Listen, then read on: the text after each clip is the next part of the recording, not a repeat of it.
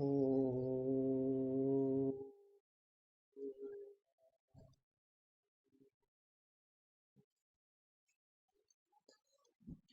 शिवरात्रि के पावन पर्व पर आप सभी को हार्दिक अभिनंदन।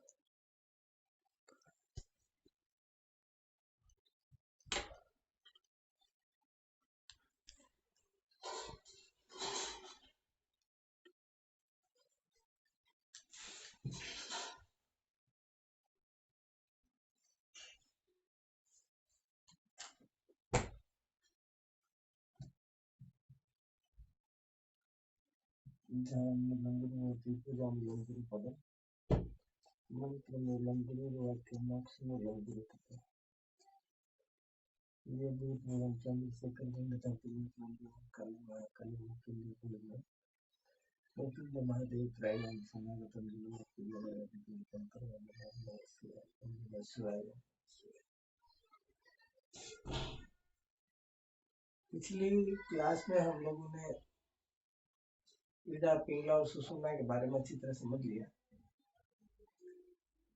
आज जिस विषय पर बात करेंगे, क्योंकि हमारे शरीर के अंदर लगभग 3 करोड़ से ज्यादा नाड़ियां हैं। उन 3 करोड़ से अधिक नाड़ियों में से कुछ नाड़ियां हैं जो हमारे योगियों की नजर में है। उन्होंने सर्च करा, रिसर्च करा तो 72,000 नाड़ियां, उनमें से भी 10 नाड़ियां जो विशिष्ट लगी उनको, उनकी कार्य प्रणाली देखी, और 3 नाड़ियां जो प्रमुख है, जो जीवनदायी नाड़ियां जिनको बोलते हैं, ईड़ा, पिंगला और सुषुम्ना। आप देखो कि मैंने बताया था पिछली क्लासों में कि ईड़ा और पिंगला नाड़ी हमारे सांसारिक गतिविधियों को चलाने के लिए है, और सुषुम्ना नाड़ी सिर्फ और सिर्फ आध्यात्मिक प्रोग्रेस के लिए है, आध्यात्मिक उत्थान के लिए है, आध्यात्मिक कार्यकलापों के लिए है, परमपिता परमात्मा की अनुभूति करने के लिए। अब प्रश्न ये होता है कि अब आपको आगे ये देखना है कि इस सुषुम्ना के अलावा भी कुछ एलिमेंट ऐसे हैं हमारे शरीर के अंदर, हमारे इस बॉडी के, नेचुरल बॉडी के अंदर, कि उनको भी देखना पड़ता है, उनको भी हम नजरअंदाज नहीं कर सकते। तो सबसे पहले तो ये देखो कि हम हैं कितने। मैंने पिछली क्लास में बताया था आपको कि हम व्यक्ति विशेष को एक वो मान लेते हैं, बॉडी मान लेते हैं, नेचुरल बॉडी। नेचुरल बॉडी जो 5 तत्व से बनी है, सबटल बॉडी जो सूक्ष्म शरीर जिसको बोलते हैं, या माइनर बॉडी बोल सकते हैं, सबटल बॉडी बोलते हैं वैसे। ये सबटल बॉडी, ये सूक्ष्म शरीर है। अगर हमारी समझ में आ गया तो आगे वाले जो 2 शरीर है ना, एक कारण शरीर और एक महाकारण शरीर, शरीर हमारे 4 है। एक तो जो आपको दिख रहा है, आप बैठे हो, उसको जो प्रकृति दत्त शरीर है उसको भौतिक शरीर बोलते हैं। पंच भौतिक शरीर जो 5 तत्वों से बना है। इसके अलावा जो सूक्ष्म शरीर है 17 तत्वों का, कोई लोग 24 तत्वों का बताते हैं, कोई लोग 25 तत्वों का बताते हैं, और कोई 36 तत्वों का बताते हैं। लेकिन कुल मिला के आपको ये देखना है कि जो चीज पकड़ में नहीं आती है, जिसको हम ज्ञानेंद्रिय कर्मेंद्रिय के द्वारा पकड़ नहीं सकते, वो सूक्ष्म शरीर है। जैसे ज्ञानेंद्रिय है, कर्मेंद्रिय है। कर्मेंद्रियों को पकड़ सकते हैं, लेकिन उनकी एक्टिविटीज को नहीं पकड़ सकते। ज्ञानेंद्रिय, कर्मेंद्रिय, प्राण है, तन्मात्रा है, महत है। महत बुद्धि को बोलते हैं, प्रकृति और पुरुष। इस प्रकार से कोई 17 का मानता है, कोई 18 का मानता है, कोई 24 का, कोई 25 का, कोई 36 का। लेकिन कुल मिला के आपको ये देखना है कि जो चीज पकड़े में नहीं आती है वो सूक्ष्म शरीर है। फिर आगे वाला होता है कारण शरीर।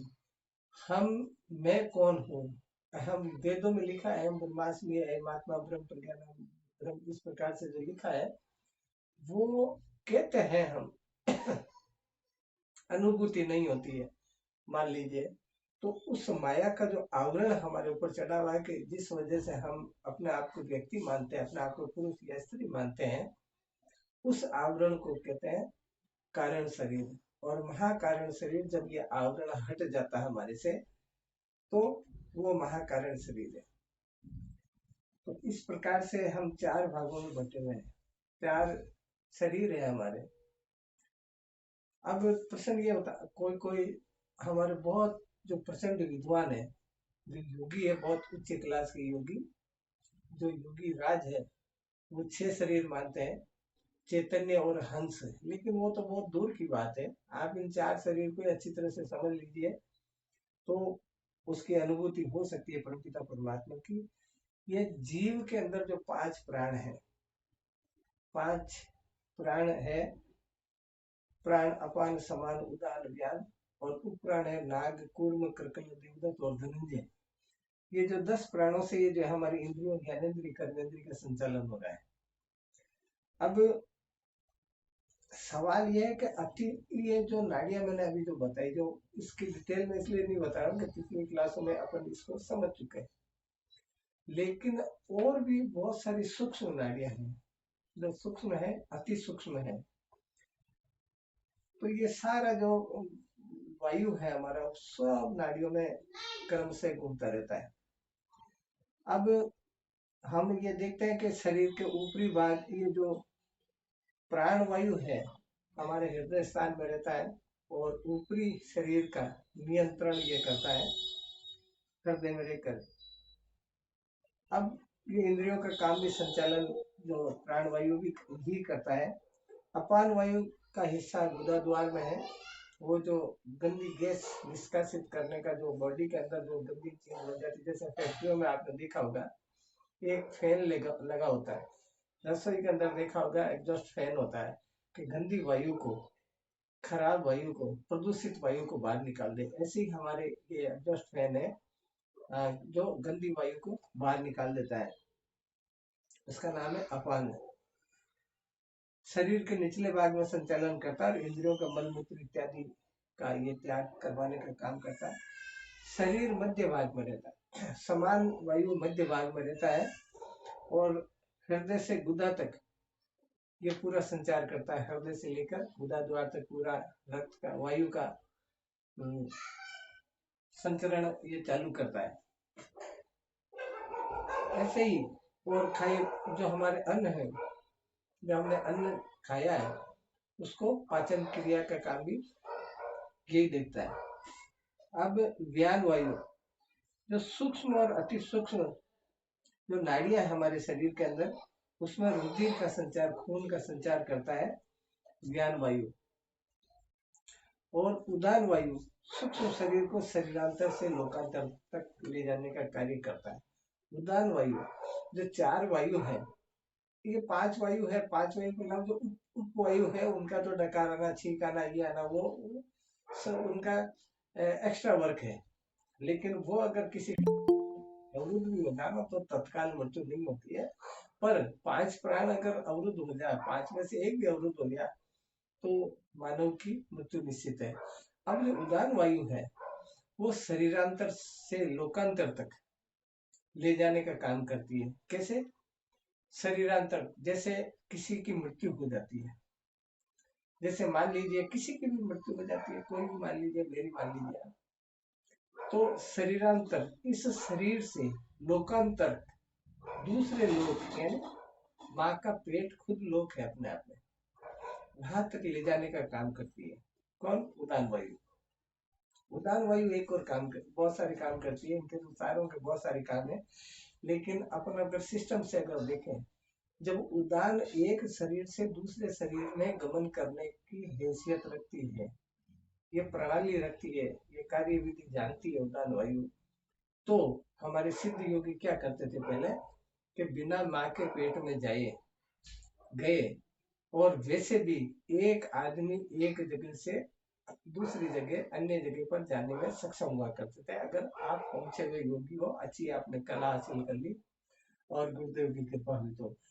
दूसरा, हम जितनी भी एक्टिविटीज करते हैं, चाहे हम 40 साल जिए, चाहे 50 साल, 60 या 70, 100 साल, इतने सालों में जितनी भी हमारी एक्टिविटीज है, जितने भी हमारे पाप है, पुण्य है, जो हमारे कर्म है, मैं किसके साथ अच्छा सोचता हूँ, किसके लिए बुरा सोचता हूँ, सारी चीजें ये उदान वायु की एक फ्लोपी है, ये उदान वायु इधर रहती है, तो वो फ्लोपी में फीड करता है। और अगली माँ के पेट में जब जाएगा ना ये जीव, तो उसके लक्षण लगभग वैसे रहते हैं जैसे जैसे कोई पंडित है या कोई राजपूत है, या कोई भी मान लीजिए आप, जैसे कोई पंडित है और अगली बार उसके कर्म प्रारब्ध बस किसी हरिजन के घर में पैदा हो गया, किसी चमार के घर में पैदा हो गया, तो उसमें लक्षण पंडित के रहेंगे, उसकी जो मानसिकता है ना, मेंटेलिटी, वो पंडित की रहेगी। शास्त्रों का अध्ययन करना, ईश्वर में आस्था रखना, ये सारी चीजें। तो उदान वायु एक भी 0.01% भी मिस नहीं करती और हमारी सारी एक्टिविटीज को ये रिकॉर्ड करती है, और ये रिकॉर्ड करके एक फ्लोपी में डाल देती है, और उसी फ्लोपी को लेके, उसी पेन ड्राइव को लेकर वो अगली माँ के पेट में स्थापित हो जाती है। ये काम उदान वायु का है। दूसरा, मैंने बताया कि एक जगह से अन्य जगह पर जाना, ये भी उदान वायु अगर आपकी सिद्ध होगी तो वो भी काम हो सकता है, अगर अच्छे योगी हो, आपके ऊपर गुरुदेव की कृपा है तो। मनुष्य शरीर में वृत्ति के कार्य भेद से इस प्राण को मुख्यतः 10 भिन्न भिन्न भागों में बांटा। मैंने कल भी पहले वाली क्लास में भी बताया था कि जो 10 भागों में इस प्राण को बांटा है, और ये सिर्फ एक कोई शास्त्र विशेष में लिखी हुई बात नहीं है, आप प्रैक्टिकल करके देख सकते हो। गोरखनाथ जी महाराज ने गोरख संहिता एक पुस्तक है गोरखनाथ जी की, क्योंकि गोरखनाथ जी बहुत बड़े योगी हुआ करते थे, उनको शिव जी का अवतार मानते हैं गोरखनाथ जी को, और बहुत बड़े योगी थे। तो उन्होंने भी लिखा कि प्राणो अपान समान से उदान ज्ञानो चे वायु नाग कूर्मो कृकरो देवदूतो धनंजय, कि ये 10 वायु है, प्राण अपान समान उदान ज्ञान नाग कूर्म कृकल देवदूतो धनंजय, 10 वायु है। गोरख संहिता में इस प्रकार से दिया है। और योग याज्ञवल्क्य जी महाराज ने भी लिखा है, ये पढ़ के सुनाने से कोई फायदा नहीं, वही बात लिखी हुई है जो गोरख संहिता में लिखी, वही बात लिखी हुई जो हमारे राजयोग के अंदर लिखी, वही बात है जो सांख्य योग में लिखी, और वही बात है जो शिव सर्वोदय के अंदर लिखी है। श्वास का अंदर ले जाना और बाहर निकालना, मुख और नासिका के द्वारा गति करना, भुक्त अन्न जल को पचाना, अलग अलग करना, अन्न को पूरी बनाना, पानी को पसीना मूत्र इत्यादि बनाना, ये सारे काम इन प्राणवायु के हैं। और बाकी जो वायुओं के जो मैंने काम है वो आपको बता ही दिया, लेकिन ये रहते का है, ये जो शरीर में प्राण वाहिनी नाड़ियां असंख्य है, बहुत सारी है, मैंने बताया भी आपको।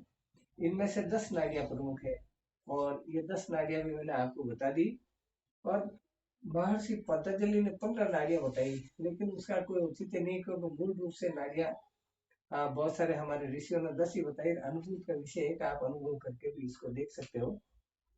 तो और ये चलते कैसे हैं, स्वर चलते कैसे, ये भी मैंने तरीका पिछली क्लास में बता दिया। और अब प्रश्न यह है कि हमको देखना क्या है। मैंने अभी बताया कि आज शिवरात्रि का पावन पर्व है, मैं एक विधि बताता हूँ आपको।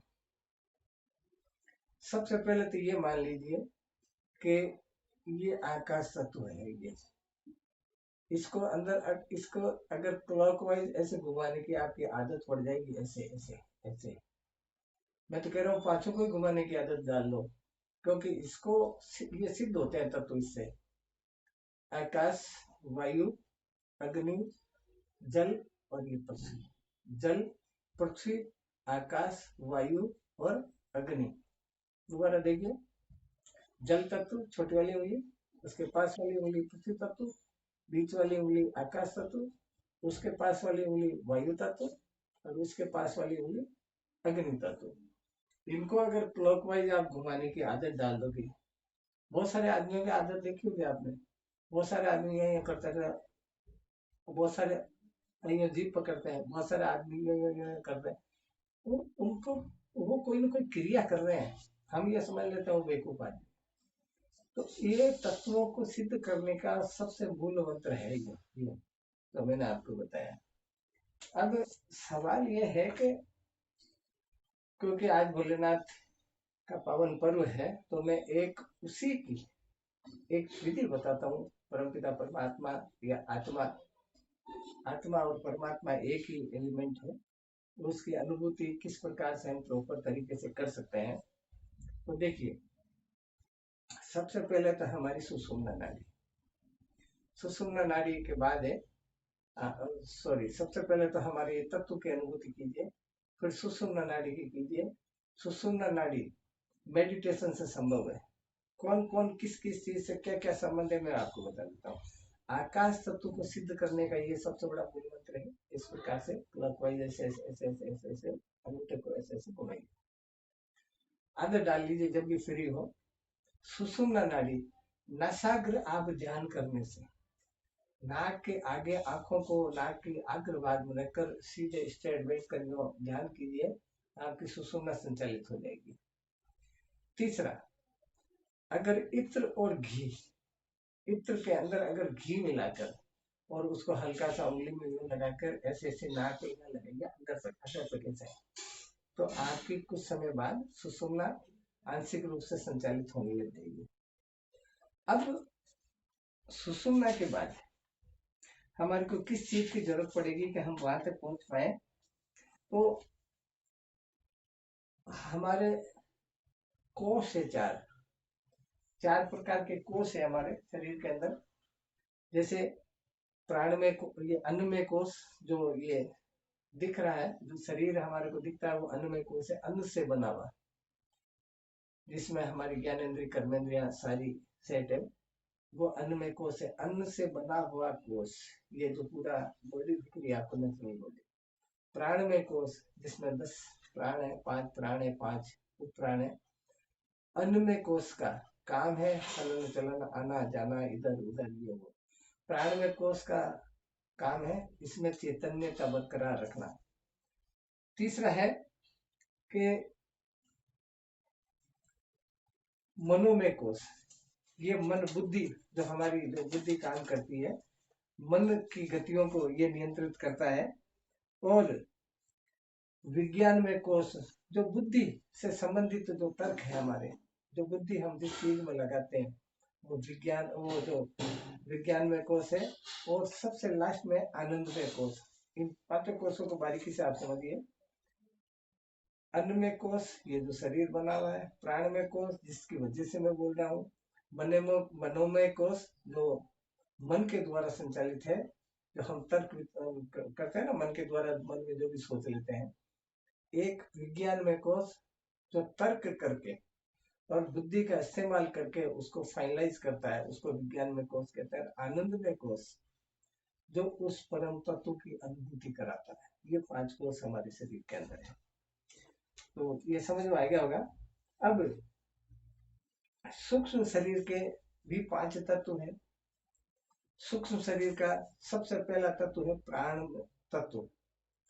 जो प्राण है हमारे शरीर के अंदर, जो बह रहा है, जिसको हम मेडिकल साइंस की भाषा में ऑक्सीजन लेना और कार्बन डाइऑक्साइड छोड़ना बोलते हैं।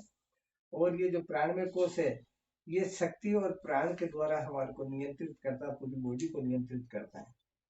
दूसरा है मनस तत्व, ये विचारों और भावनाओं का आदान प्रदान करता है। मनस तत्व विचार, हमारे भावना का आदान प्रदान करता है। और तीसरा है बुद्धि तत्व, ये ज्ञान में बुद्धि का तत्व है। हमारे को ज्ञान अर्जित करना या कहीं तर्क करना, कहीं बुद्धि लगानी, तो ये तत्व काम करता है, बुद्धि तत्व। और एक अहंकार तत्व, आत्म गौरव की बात हो, आत्म चेतना की बात हो, तो अहंकार तत्व काम करता है। और चित्त तत्व, ये चेतना और आत्म चेतना का तत्व है, जो हमारे को उस स्थिति तक ले जाता है। ये हमारे 5 सूक्ष्म शरीर के तत्व है। और 5 मैंने कोष बताई दिए। अब जो अब इसमें किस प्रकार से वहां तक पहुंचा जाए हमारे को, आपको जानकारी होगी। मैंने बहुत पहले आपको कुछ तरीके बताए थे कि भाई आपको ये तरीके इजाद आजमाना पड़ेगा, करना पड़ेगा, प्रैक्टिकल में अनुभूति करनी पड़ेगी। उन तरीकों को अगर आप करोगे, सबसे पहला काम है मेडिटेशन। मेडिटेशन 3 प्रकार के होते हैं, एक निकटस्थ ध्यान, एक दूरस्थ ध्यान और एक होता है अंतर ध्यान।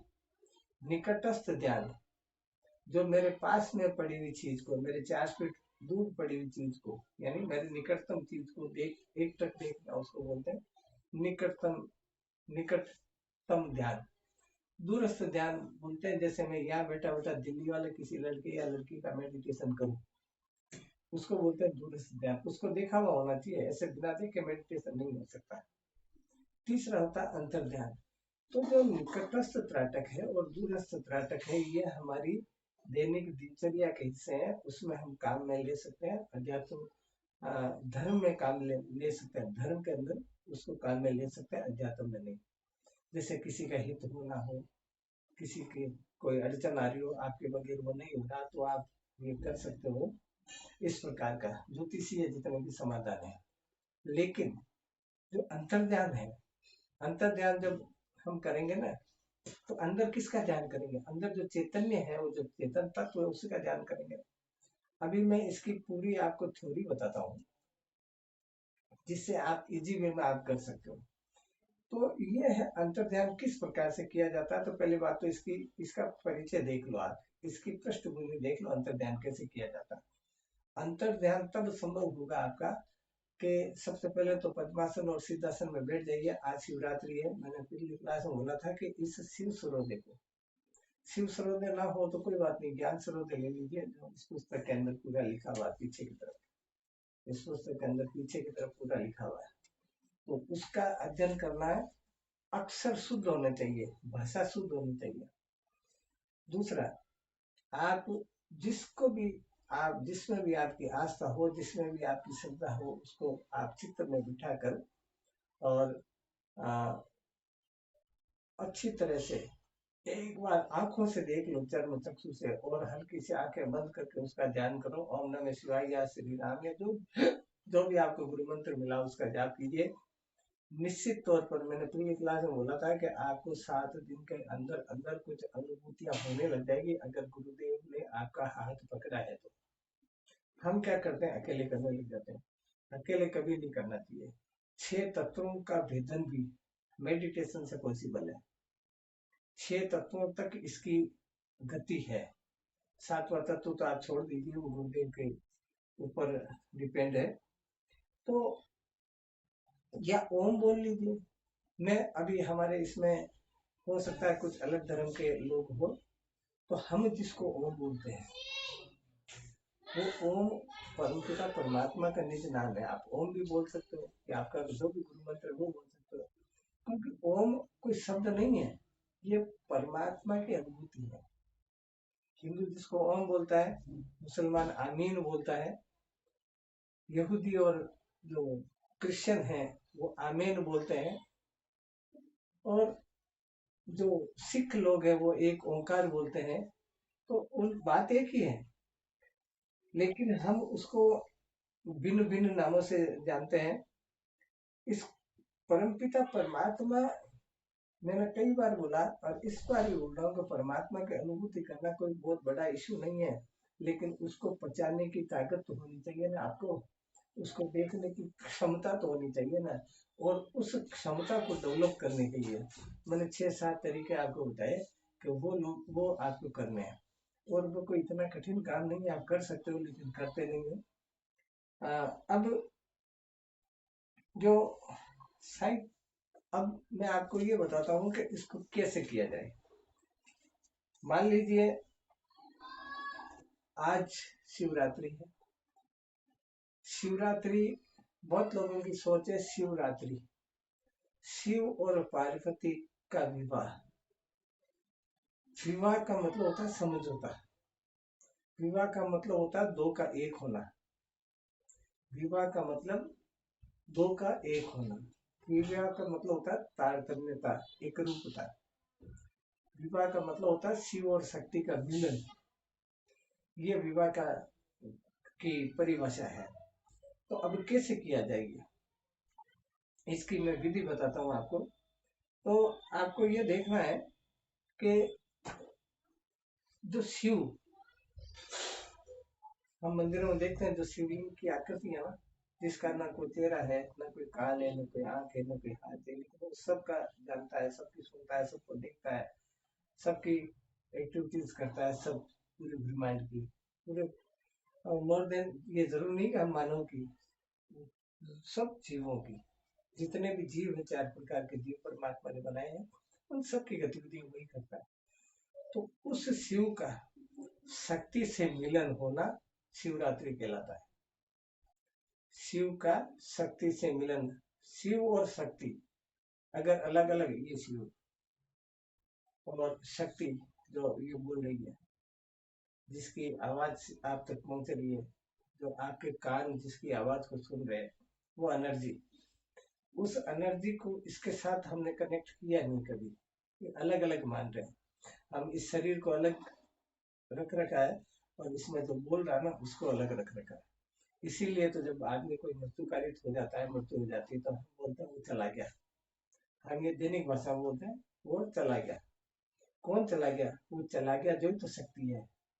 और ये तो जब इसमें से शक्ति निकल गई तो शिव का ये शव हो गया। ये शिव जब है जब शक्ति का साथ है, और शक्ति निकल गई तो ये शव है। तो इस शिव और शक्ति का मिलन कैसे किया जाए, ये मैं आपको कुछ तरीके बताता हूँ। आपको ये करना है। अब देखिए, हम लोग जब योग की बात करें, मैं कई बार पिछली क्लासों में भी बताया, शायद डिटेल बताई मैंने या नहीं बताई, मैंने बताने का पूरा प्रयास किया, लेकिन कई बार कुछ शब्दावली ऐसी होती है जो मैं हिचक जाता हूँ, उसको रोक देता हूँ। आज शिवरात्रि है, आप आराम से समझिए, आपके समझ में अगर नहीं आए तो आप दोबारा पूछ लेना। हमारी नाक के छेद के अंदर दो, मैंने एक फोटो भेजी थी एक आपको इसमें व्हाट्सएप पे, इस ग्रुप में भेजी थी। आपने देखा होगा कि शिव और शक्ति अलग अलग जा रहे हैं, इधर से मूलाधार से, नाक से जाके ऐसे ऐसे जाके मूलाधार से वापस जब रिटर्न हो रही तो इधर तक आ जाती है। इधर आने के बाद कुछ समय, बहुत अल्प समय स्टॉप करके, क्योंकि वो ये देखना चाहती है कि मिलन हो करवाना चाहता है या नहीं, तो फिर वो वापस रिटर्न हो जाती है प्रश्वास के द्वारा। अब कई बार हम ऐसे देखो, ऐसे सांस आता होगा आपको, ऐसे, वो उसी का प्रतीक होता है। तो जब इधर ये वापस रिटर्न हो जाए तो सबसे पहले तो आपको ध्यान करना, अंतर ध्यान, अंतर ध्यान का आपको अभ्यास होना चाहिए। और ये मैं आपको दावे के साथ कह सकता हूँ कि आज महाशिवरात्रि है, आज की रात ये अभ्यास करना, आपको सुबह तक कोई न कोई प्रमाणित, कोई न कोई ऐसा कुछ दिखेगा शरीर के अंदर कि आप गदगद हो जाओगे।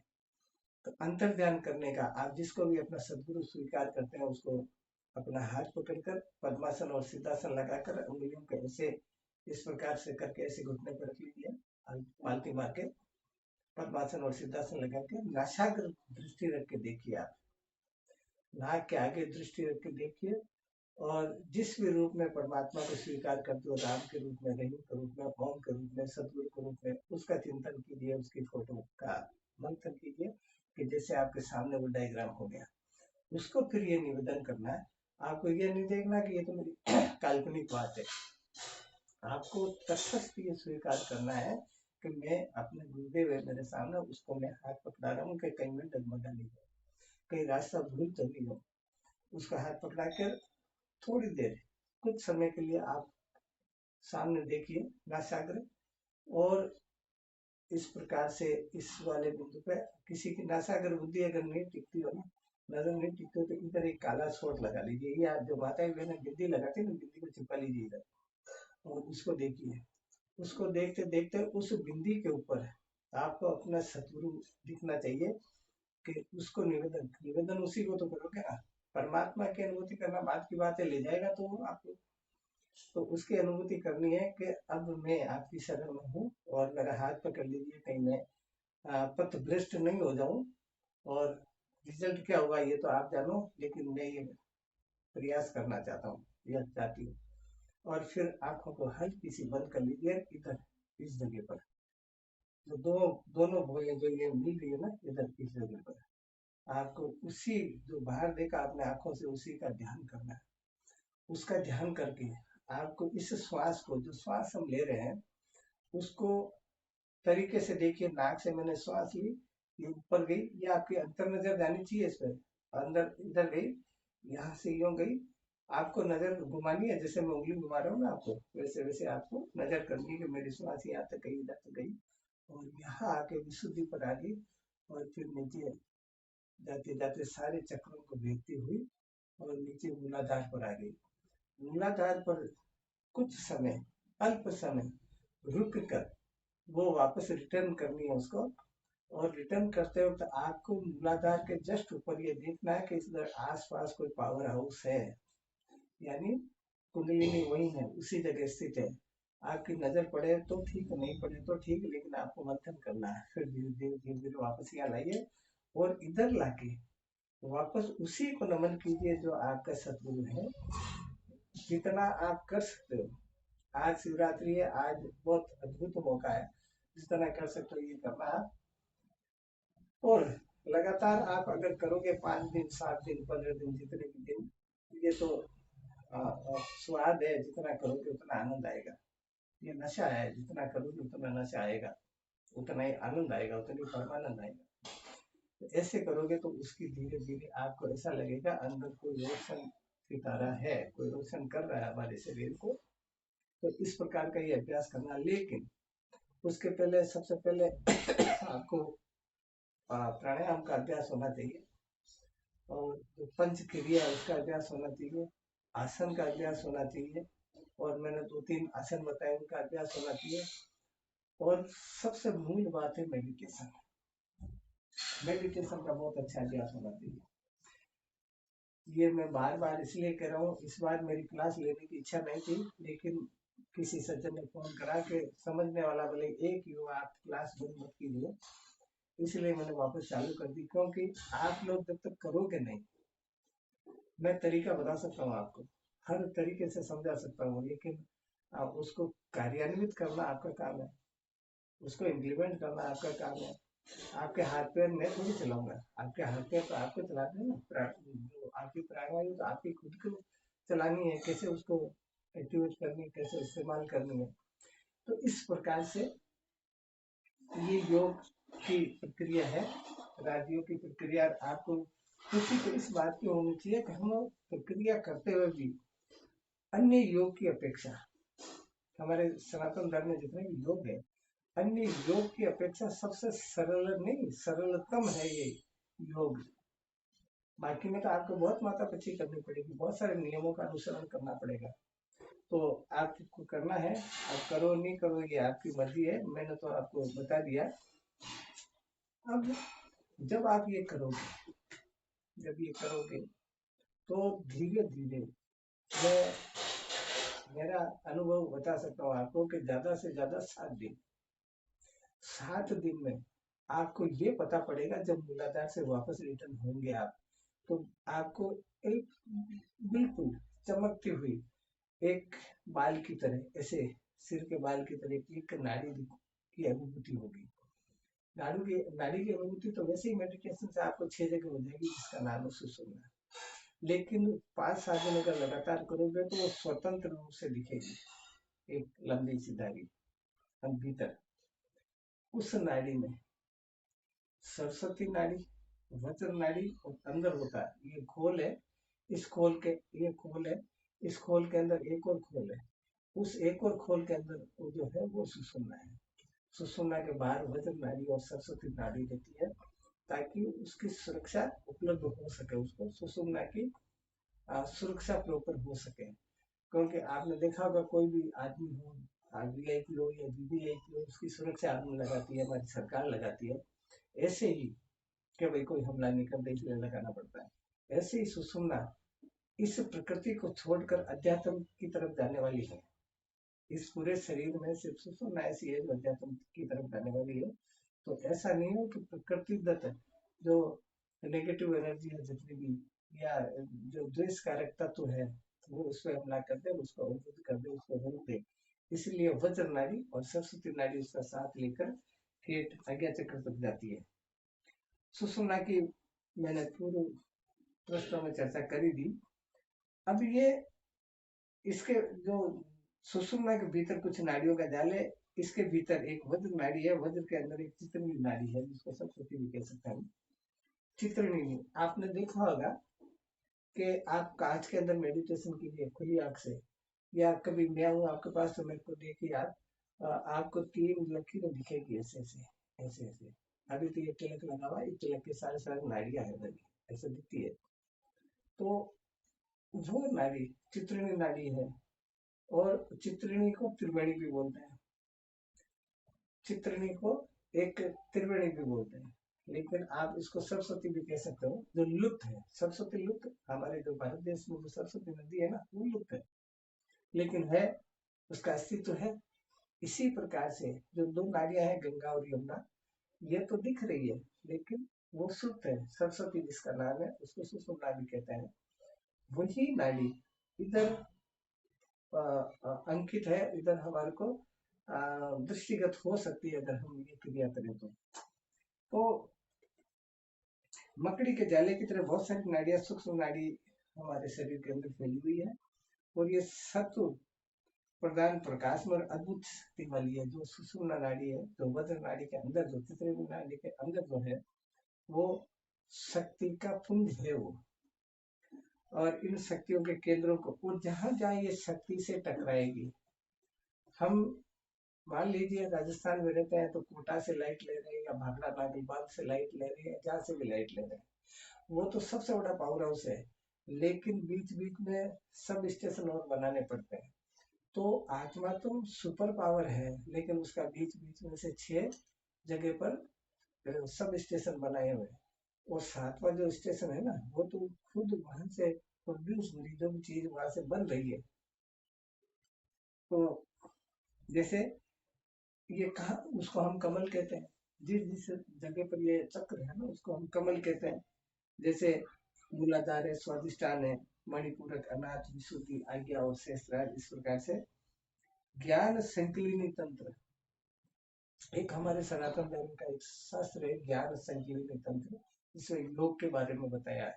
उसमें लिखा है कि ईड़ा भागीरथी गंगा पिंगला यमुना नदी तयोर मध्यगा नाड़ी सुषुम्नाख्या सरस्वती त्रिवेणी संगमो यत्र तीर्थराज से उच्यते तत्र स्नानम प्रकृति सर्व पापे समुच्चय। ईड़ा नाड़ी और पिंगला नाड़ी गंगा और यमुना है। ईड़ा नाड़ी और पिंगला नाड़ी गंगा और यमुना है, और सुषुम्ना नाड़ी सरस्वती है। तीनों नाड़ियों का जहाँ संगम होता है उसको त्रिवेणी बोलते हैं, और उसमें स्नान करने से त्रिवेणी संगम का लाभ मिलता है, त्रिवेणी संगम का पुण्य मिलता है। कैसे? ये ईड़ा नाड़ी है, ये पिंगला नाड़ी है। गंगा और यमुना दोनों नाड़ी है, और जो सुषुम्ना नाड़ी है सुप्त अवस्था में है, लेकिन वो मिलती तो है ना, कहाँ मिलेगी? जब मूलाधार से वापस आएगी ना, तो इधर आके इधर मिलेगी, जिसको हम चित्रणी बोलते हैं। 3 लकीरें, शिव संप्रदाय के लोग 3 लकीरें ऐसे तिलक बनाते हैं। हमारे जो वैष्णव संप्रदाय के लोग हैं, वो ऐसे ऐसे 3, जैसे मैंने बना रखा जैसे बनाते हैं। 3 नाड़ियों का संगम, ये नाड़ी इधर से आई, एक तरफ से गंगा आ रही है, एक तरफ से यमुना आ रही है, सरस्वती पहले से मौजूद है, वो सुप्त है, और तीनों का संगम होता है इधर। हमारी माताएं बहनें तिलक टीकी लगाती है ना, बिंदी लगाती है, इधर लगाती है, क्योंकि इधर त्रिवेणी है। और हमारे पंडित जन जितने भी साधु जन तिलक लगाते हैं, वो भी इधर एक यहीं से शुरू करते हैं तिलक को। तो ये त्रिवेणी संगम है। इसमें त्रिवेणी संगम में डुबकी लगाने से आपके जन्म जन्मांतर की याद ताजा हो जाएगी, जन्म जन्मांतर के जो पाप है वो धुलेंगे। तो अब इसमें स्नान यदि हम करें तो, अब ईड़ा को गंगा और पिंगला को यमुना, इन दोनों के मध्य में जाने वाली नाड़ी सुषुम्ना को सरस्वती नाड़ी कहते हैं। और इस त्रिवेणी का जहाँ संगम है उसे तीर्थराज उसे तीर्थराज कहते हैं। और इनका जहाँ संगम होता है उसको तीर्थराज बोलता है। इसमें स्नान करके सारे पापों से मुक्त हो जाते हैं। ये बात मैं नहीं कह रहा हूँ, हमारे धर्म के अंदर जो शिव सरोवर है जिसको राजयोग बोलते हैं, जो भगवान शिव की वाणी है, उसके अलावा पवन विजय सरोवर बना। चरणदास जी महाराज जो अलवर के पास में जिन्होंने दिए थे कि उन्होंने ज्ञान सरोवर बनाया, लिखा कलयुग के महापुरुष। और एक योग सरोवर है, उसमें लिखा है कि तदेव हृदय नाम सर्व शास्त्र सम्मतम अन्यथा हृदय किंचास्ति प्रवृत्त यत स्थूल बुद्धि भी। ये योग सूर्योदय में ये बात लिखी है कि आज्ञा चक्र ही सर्वसम्मत हृदय है। ये देखो, सोचने वाली बात यह है कि हमारा हृदय इधर है, लेफ्ट हैंड साइड में इधर, इससे पूरा रक्त का संचार होता है हमारे बॉडी के अंदर। लेकिन शास्त्र सम्मत हृदय इसको बोला योगियों ने। क्यों? क्योंकि यहीं से अध्यात्म की अनुभूति होगी आपको, यहाँ से इंसान होने की अनुभूति होती है, और यहाँ से अपने आप को आत्मा या परमात्मा होने की अनुभूति, अपने आप को मैं अहम ब्रह्मास्मि आत्मा ब्रह्म इस प्रकार का होने की अनुभूति मिलेगी। इसीलिए इसको शास्त्र सम्मत हृदय बोलते हैं। ये योग सरोदय कह रहा है ये बात। स्थूल बुद्धि वाले ही अन्य स्थूल शरीर को हृदय के स्थान को हृदय कहते हैं। आज्ञा चक्र, शिव नेत्र, ऑर्गन ऑफ क्लेयरवॉयंस, दिव्य दृष्टि का यंत्र, ये जो चीज है ये वो ऑर्गन है जो दिव्य दृष्टि का यंत्र है, दिव्य दृष्टि की मशीनरी है। उपनिषदों में जो अंगुष्ठ मात्र हृदय पुरुष का स्थान बतलाया, उपनिषद है हमारे वेदों के बाद जो नंबर आता है उपनिषदों का, अंगुष्ठ मात्र, ये अंगूठा मात्र हृदय पुरुष का बतलाया, वह ब्रह्मरंध्री है, इसके ऊपर सहस्त्रार चक्र है। अंगुष्ठ मात्र हृदय, ये अंगूठा, यहाँ से लेकर इस जगह से लेकर इस त्रिवेणी से लेकर ये अंगूठे का नाप तिलक यहाँ ही तक लगता है, और इसीलिए इसको शास्त्र सम्मत हृदय बोलते हैं। और यहीं से फिर हमारे को चेतना की जागृति होगी और सहस्त्रार तक हम पहुंच पाएंगे। ये इसलिए दिव्य उपनिषद में हृदय पुरुष का स्थान मतलब ये ब्रह्मरंध्र ही है, इसके ऊपर सहस्त्रार है, इसको ब्रह्मरंध्र बोलते हैं। रंध्र बोलते हैं छेद को, ब्रह्म बोलते हैं परमात्मा, ब्रह्म बोलते हैं ईश्वर, ब्रह्म बोलते हैं परमात्मा, ब्रह्म बोलते हैं आत्मा, परमात्मा, एनर्जी। रंध्र कहते हैं छेद को, रंध्र माने छेद, रंध्र माने गुफा। यहीं से यही आपकी ये जो मैंने पहले बताई जो एक्टिविटीज अगर पूरी हो जाती है तो यहाँ बहुत बड़ी आपको खाई, बहुत बड़ी गुफा नजर आएगी, जिसको वो ब्रह्म तक की अनुभूति कराएगी आपको। जहाँ जिस भी जगह कण कण में ईश्वर है, वो तो वेदों में लिखा, लेकिन आपके शरीर में कैसे अनुभूति करनी है, तो ये ब्रह्मरंध्र इस जगह है, ये अंगुष्ठ मात्र है, यही हिस्सा वो है। हम लोग तिलक इधर लगाते हैं, माताएं बहनें भी तिलक इधर लगाती है, टीकी इधर लगाती है। जागृत अवस्था में जीवात्मा ब्रह्म बाह्य इंद्रियों के द्वारा बाह्य विषयों को देखता है। हम जब जाग रहे हैं तो जागृत अवस्था के अंदर जो हमारी आत्मा है, जिसको हम जीवात्मा की उपाधि इसलिए देते हैं अज्ञान बस, क्योंकि हमें अभी ज्ञान नहीं है, इसीलिए उस आत्मा को जीवात्मा कहने लगे। जीवात्मा बाह्य इंद्रियों के द्वारा, जो हमारी ज्ञानेन्द्रिय कर्मेंद्रिय, इसके द्वारा इस प्रकृति के नजारे देखती है। और बाह्य इंद्रियों में नेत्र प्रदान है और बाहरी इंद्रियों में आंख प्रदान है, नेत्र प्रदान है।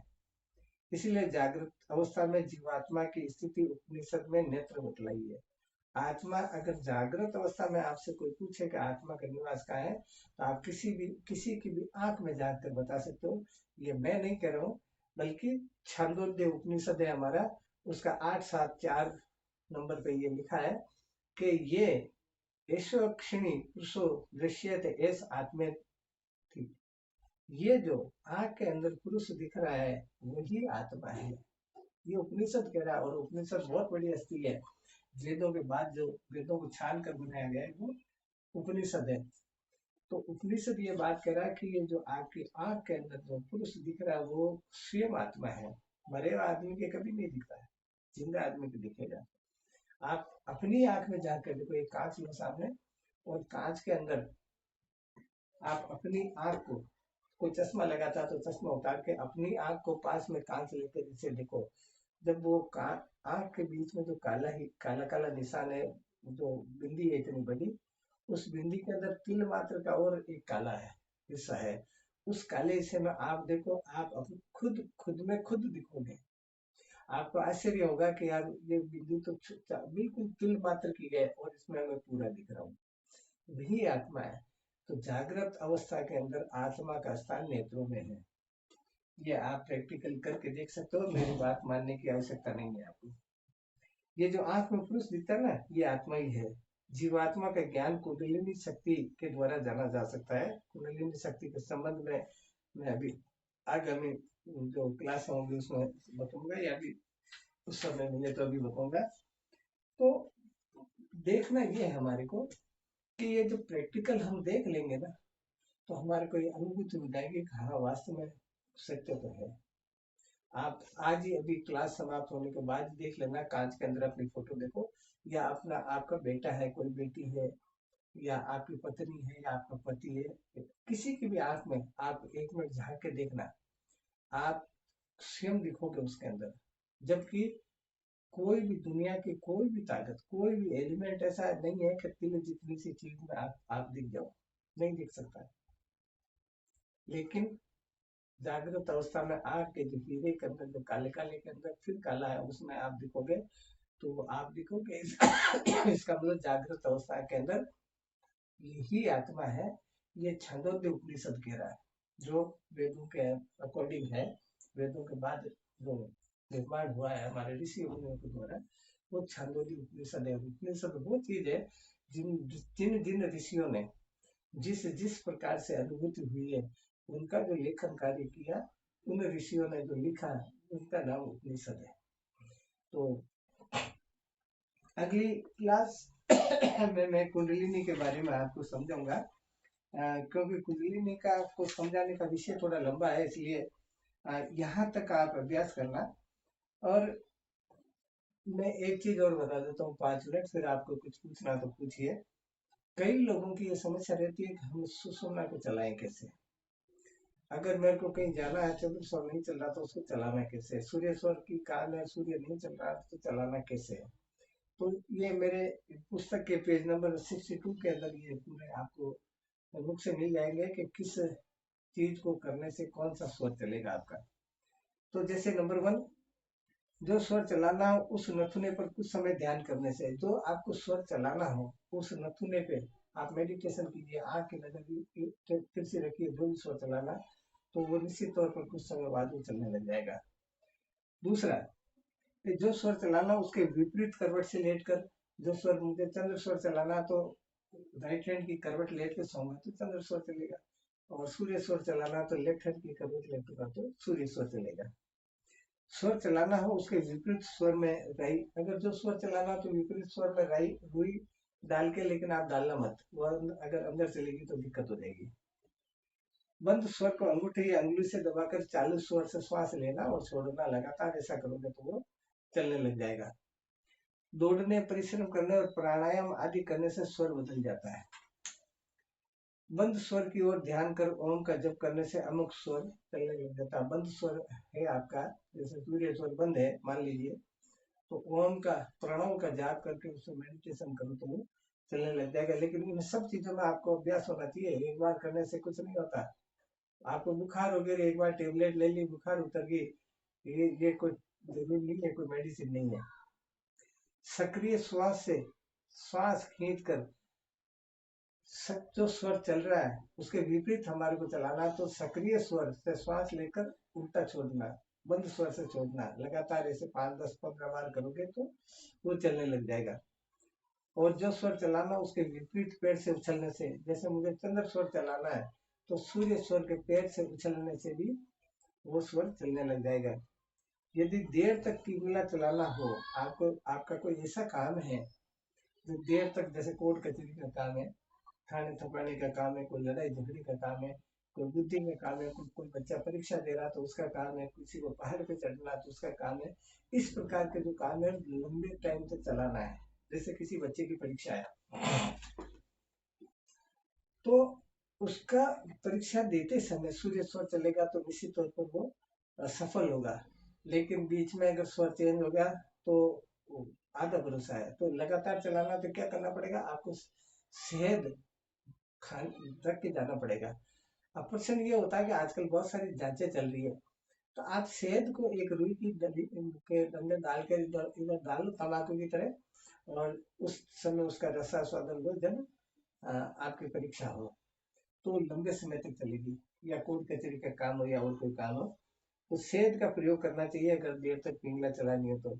और देर तक अगर इला चलानी हो तो शुद्ध घी का, गाय का घी होना चाहिए, उसका प्रयोग करो तो देर तक आपका चंद्र स्वर चलेगा। तो इस प्रकार से हमारे स्वर चलाने की प्रक्रिया, सुषुम्ना नाड़ी, और ये मैंने आपको बता दिया। कुंडलिनी का चैप्टर है, क्योंकि कुंडलिनी अंतिम चैप्टर है उस परमपिता परमात्मा की अनुभूति करने का, और वही एक ऐसा लक्ष्य है, डेस्टिनेशन है, जो हम उसके द्वारा उस चैतन्य की अनुभूति कर सकते हैं।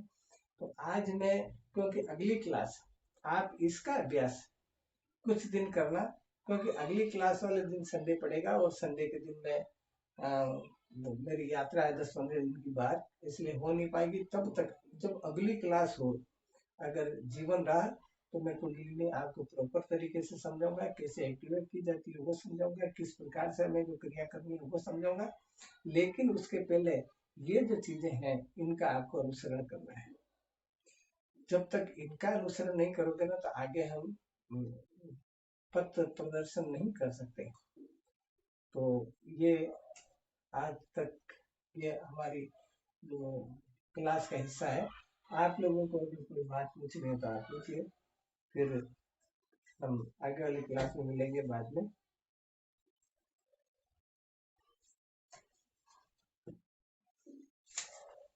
किसी भी प्रकार का प्रश्न हो तो आप पूछिए।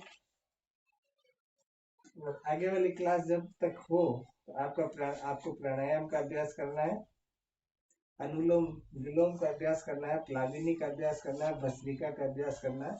ये अभ्यास करोगे तो आपको सुलभ हो जाएगा।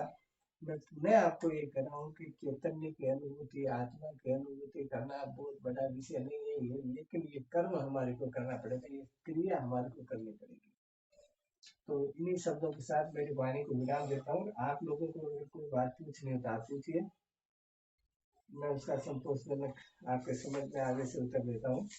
पूछिए आप लोग।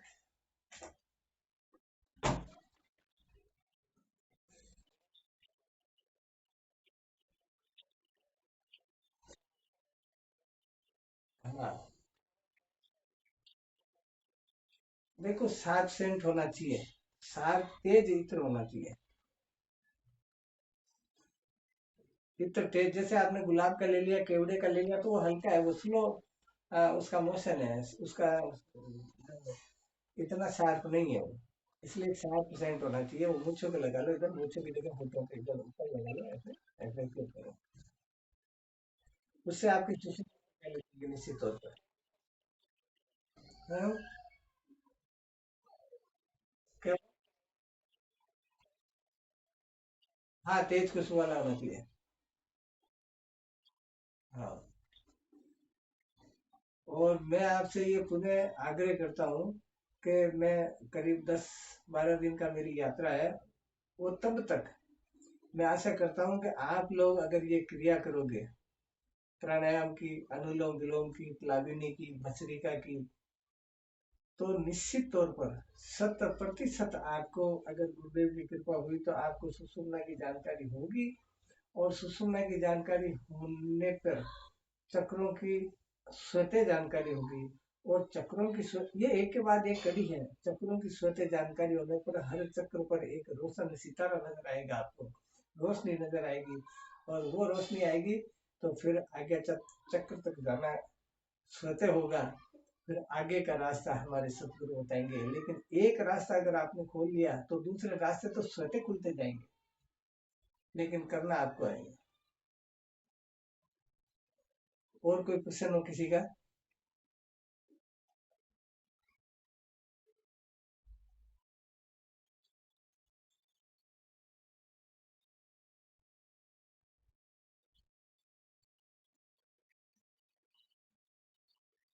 थोड़ा तेज भैया, में आवाज नहीं आ रही।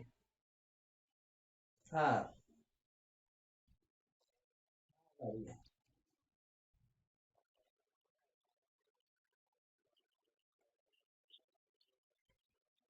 हाँ, हाँ, हाँ, हाँ, हाँ, हाँ, थोड़ा बिल्कुल क्षण।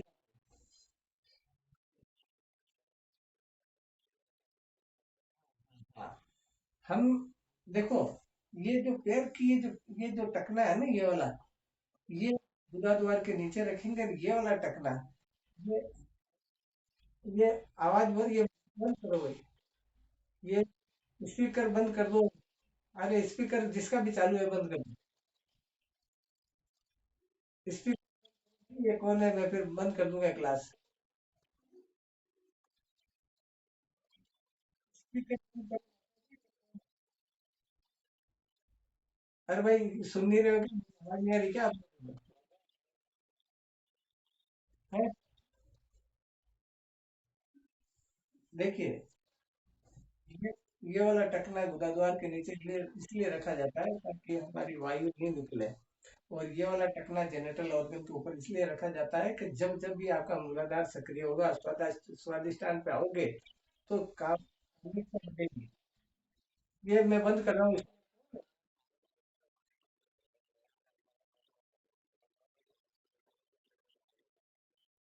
हाँ, लेकिन मैंने अब इसमें सिस्टम दूसरा कर रखा है जो मुझे खुद को ध्यान नहीं है। तो ये इसलिए करते हैं कि काम, वासना बढ़ेगी, इसलिए ये जनरल ऑर्गन के ऊपर रखते हैं। इसीलिए हम कहते हैं कि भाई ये इस प्रकार से रखना चाहिए और फिर मेडिटेशन करना चाहिए। तो अब और किसी का प्रश्न हो तो ठीक है, नहीं तो अगली क्लास में मिलेंगे 10-12 दिन बाद में, जैसे भी होगा मैसेज कर दूंगा आपको।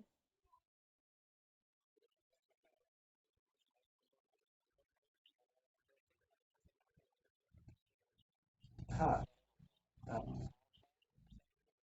हाँ, जनरल ठीक ऊपर रखना, क्योंकि ये सबसे बड़ा इसका कारण ये है कि अगर आपका मूलाधार चक्र सक्रिय हो गया, तो निश्चित 100% वासना बढ़ेगी, 101% वासना बढ़ेगी। इसीलिए ये जो टकना हमारे परमात्मा प्रकृति ने हमारे को बनाया है, इसलिए है कि वो चाहे तो इसको इस प्रकार से करके, इस प्रकार से उसको रोक सकता है, उसको कंट्रोल कर सकता है। और मूलाधार के बाद में फिर नहीं होगा ऐसा। मूलाधार तक सीमित है ये, मूलाधार के ऊपर फिर स्वादिष्टान जाओ, मणिपुर जाओ, फिर नहीं होगा।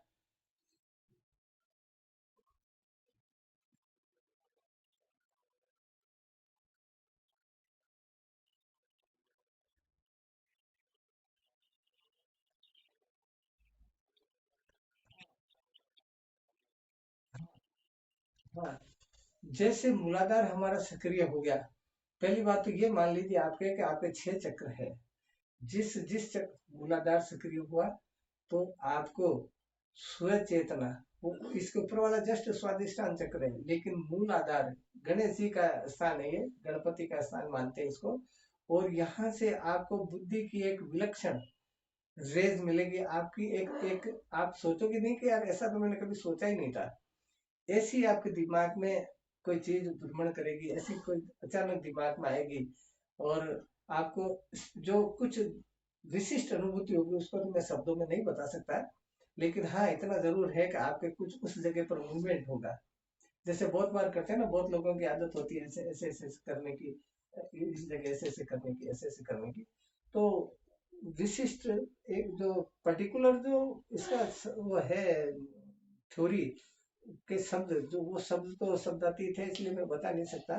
लेकिन हाँ, उस जगह मूवमेंट जरूर होगा, और एक बुद्धि की विलक्षण किरण, अचानक एक अद्भुत चीज आपकी दिमाग में आएगी, जबकि आप ये सोचोगे कि ये तो मैंने कभी सोचा ही नहीं था।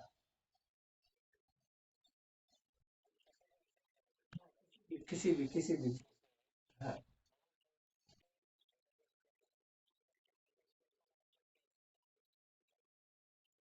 हाँ, हाँ, हाँ, कुछ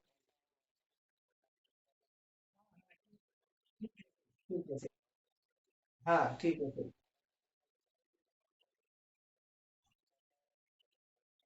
हाँ, भाई रीढ़, चक्र रीढ़ पे। हाँ,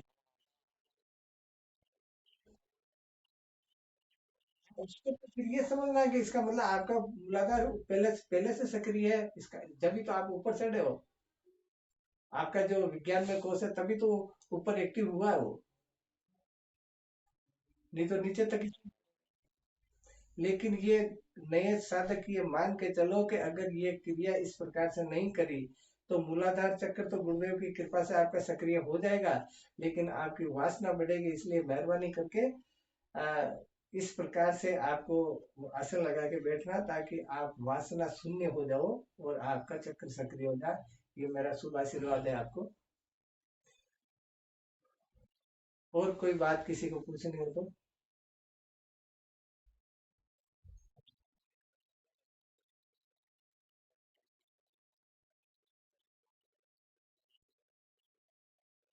हाँ बोलो, आप 5-4 मिनट तो बता सकता हूँ। हाँ तो पर्सनली अभी मैं भोजन जीऊंगा भैया। हाँ, ठीक। ठीक है, तो जय श्री राम। और मैं प्रयाग वाराणसी इधर की यात्रा कर रहा हूँ, उसके बाद क्लास होगी तो शायद 5-7-10 दिन नहीं हो पाएगी। तब तक इसका अभ्यास करना है आपको, जो मैंने बताया, प्लाविनी है, भ्रामरी है, प्राणायाम है, अंतर मेडिटेशन है, बाह्य मेडिटेशन है, प्राणायाम, इनका अभ्यास करना आप। इनका अभ्यास करोगे तो स्वतः ही हो जाएगा। जो भी क्रियाएं हमारी होनी है वो हो जाएगी। तो मेरी शुभकामना आपके साथ है, और आपके सदगुरु जो भी है आपके साथ है, तो फिर चिंता किस बात की। तो इसी शब्दों के साथ वाणी को विराम देता हूँ। जय श्री राम, श्री राम। भगवान भोलेनाथ आपकी कामना पूरी करे।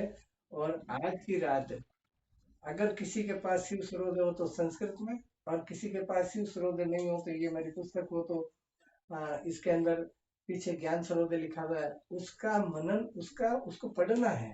अक्षरों की शुद्ध उच्चारण होना चाहिए, उसको पढ़ना है।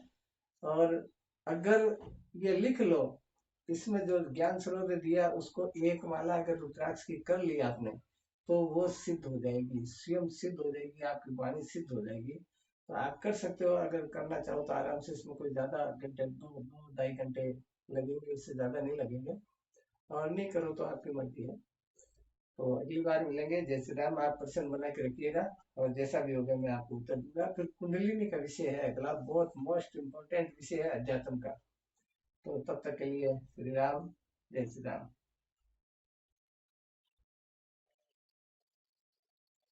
जय श्री राम। हाँ, पंचवक्त्रम है। हाँ, नहीं, पंचवक्त्रम नहीं। पंच पंचवक्त्रम नहीं करना है।